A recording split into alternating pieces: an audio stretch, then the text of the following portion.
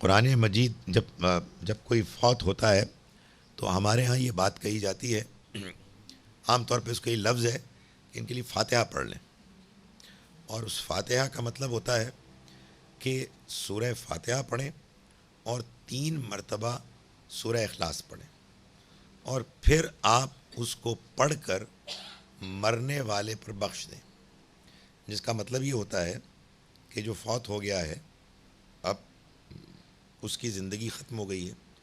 اس کے لیے مزید عمل کرنے کا کوئی موقع نہیں ہے، تو آئیں ہم سب مل کر اس کو تحفہ بھیجیں،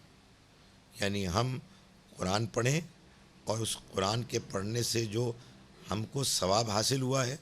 ہم خدا تعالیٰ سے ریکویسٹ کریں کہ یہ اس تک پہنچ جائے۔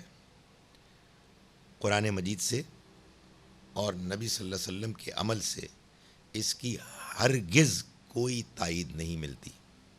یہ وہ چیز ہے کہ جو ہم نے اپنے طور پر اختیار کی ہے، یہ دین میں ایک اضافہ ہے،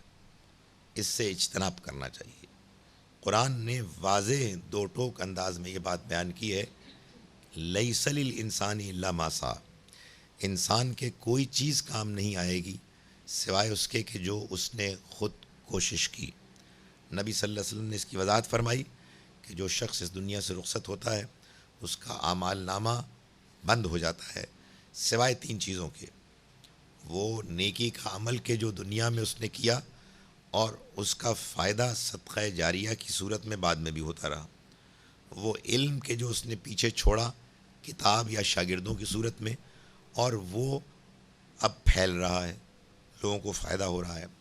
یا نیک اولاد کے ظاہر ہے جن کی اس نے تربیت کی اور وہ دعا کر رہے ہیں، یہ بھی در حقیقت اس کے اپنے عمل کی ایکسٹینشن ہے۔ کوئی شخص کسی دوسرے کے لیے قرآن پڑھے اور پھر اس کو ٹرانسفر کرے، یہ قرآن کے اس بیان سے بالکل معلوم ہوتا ہے کہ ایسی کوئی شکل ممکن نہیں ہے، اور نہ نبی صلی اللہ علیہ وسلم کے عمل میں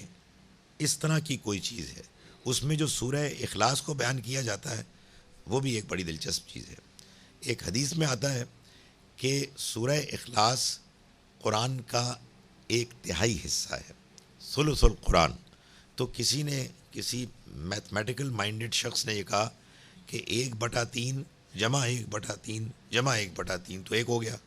تو آپ جب 3 پڑھیں گے تو پورا قرآن کا تحفہ تیار ہو جائے گا اور وہ ہم مرحوم کو پیش کر دیں گے۔ حالانکہ اصل حقیقت یہ ہے کہ اس حدیث کا مطلب یہ ہے کہ قرآن مجید کے اگر 3 بڑے مضامین سامنے رکھے جائیں تو وہ توحید، آخرت اور رسالت ہے، تو قرآن کا جو حصہ توحید پر مشتمل ہے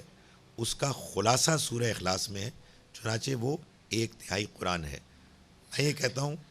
یہ کہتا ہوں کہ اس 1/3 کو جب آپ 100 مرتبہ بھی پڑھیں گے تو 1/3 رہے گا،